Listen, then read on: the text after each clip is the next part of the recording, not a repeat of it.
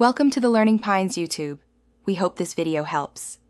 In this video, I will explain how to use DaVinci Resolve for photo editing. Begin by launching Resolve and creating a brand new project, perhaps naming it Photo Edits. Make sure your project settings are optimized for high-resolution images, setting the timeline resolution to 4,000 pixels by 2,000 pixels and the frame rate to 24 frames per second.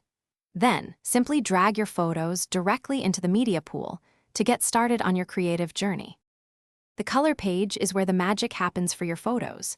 Familiarize yourself with its powerful interface, observing the viewers, scopes, and an array of sophisticated tools. You will find the primary color wheels and sliders for your initial adjustments, providing precise control over your image's look. Getting comfortable with the nodes panel is crucial, as it allows for a non-destructive, highly flexible editing workflow, building one adjustment upon another. Start with fundamental image corrections to establish a strong base for your photo. Use the lift, gamma, and gain controls to meticulously adjust the shadows, midtones, and highlights, ensuring proper exposure throughout your picture. Next, correct the white balance by adjusting the color temperature and tint, bringing out true-to-life colors. Finally, enhance the overall vibrancy and depth by carefully adjusting the saturation and contrast, making your image truly pop.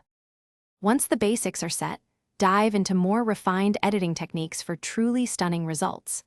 Isolate specific areas of your photo using power windows or select particular colors with HSL qualifiers to make targeted adjustments, for instance, enhancing just the blue of a sky. Leverage curves for incredibly precise control over your image's tonal response and individual color channels.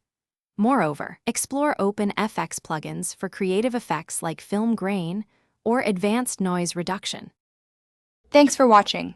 Consider subscribing if we helped you.